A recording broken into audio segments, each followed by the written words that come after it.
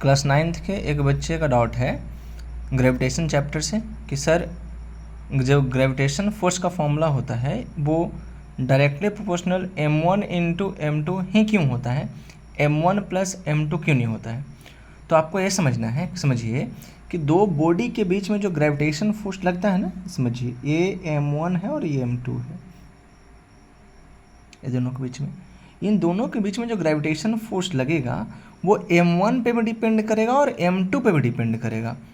अरे बस में मतलब जितना चेंजिंग आप m1 में लाइएगा m1 के कारण भी उस फोर्स में उतना ही का चेंजिंग होगा। जैसे कि यदि आप m1 को दोगुना कर दीजिएगा तो फोर्स भी दोगुना होना चाहिए।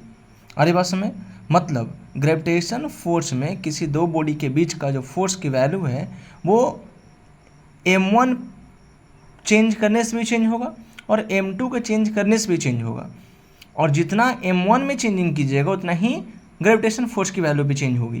तो अगर हम F इस फॉर्मूला का यूज करते हैं m1 इंटू m2, तो जैसे ही अगर हम मास को हम दुगना कर दिए, तो जैसे ही अगर मास को हम दुगना करेंगे ना, तो देखिए हमारी जो फोर्स की वैल्यू है वो दुगना हो जाएगी पहले के मुकाबले में दुगना हो जाएगी। लेकिन यदि आप क्या करते हैं कि प्लस का यूज करते हैं, मतलब F directly proportional m1 plus m2, तो देखिए हम अगर मास को दुगना करेंगे ना, मास को दुगना करेंगे 2 इंटू m1 प्लस m2, तो ये कोई जरूरी नहीं है कि फोर्स जो है वो दुगना हो जाएगा। आ रही बात समझ में। जैसे समझिए एग्जाम्पल के तौर पे समझिए कि मान लीजिए कोई ऑब्जेक्ट है ये 2 किलो का और ये ऑब्जेक्ट है 3 किलो का, तो 2 किलो और 3 किलो के ऑब्जेक्ट के बीच में फोर्स लगेगा तो F डायरेक्टली प्रोपोर्शनल होगा 2 गुने 3 कीजिए, ये समझिए ऐसे। लेकिन अब क्या करें, इस फोर्स की दुगुना कर दी, इसका मास का जो m1 जो हमारा 2 kg इसको 4 kg कर लेते हैं और इसको 3 ही kg करते हैं, इसका मास दुगुना हो गया, तो जो फोर्स होगा अब ये 4 गुने 3 होगा। तो देखिए F जो होगा इसको लिखते हैं 2 गुने 2 लिखेंगे, 2 गुने 2 गुने 3, तो ये F1 है हमारे लिए, F2 बोल रहे हैं। तो देखिएगा F2 जो होगा वो पहले की तुलना में किसका मतलब दुगुना हो जाएगा, किसका, पहले वाले का। ऐसा आप समझिए। अरे बात समझ में मतलब कि हमारा यही कहना है कि देखिए m1 को भी चेंज किए तो m1 को चेंज करने से फोर्स कितना हो गया, फोर्स पे डायरेक्ट चेंजिंग आ गया। m1 को हम 2 गुना कर दिए तो फोर्स भी दुगुना हो जाएगा। ठीक उसी प्रकार से इसको भी चेंज करेंगे तो दुगुना चेंज होगा। लेकिन समझिए अगर प्लस का यूज करते प्लस, तो समझिए फोर्स जो होगा वो डायरेक्टली प्रोपोर्शनल 2 + 3 का। अब यदि हम F2 निकालना चाहें तो हमारा कितना हो जाएगा 4 + 3 का। तो F2 जो है वो क्या, देखिए तो 7 आ रहा है और ये कितना आ रहा है 5 आ रहा है, मतलब ये डायरेक्टली प्रोपोर्शनल 5 था।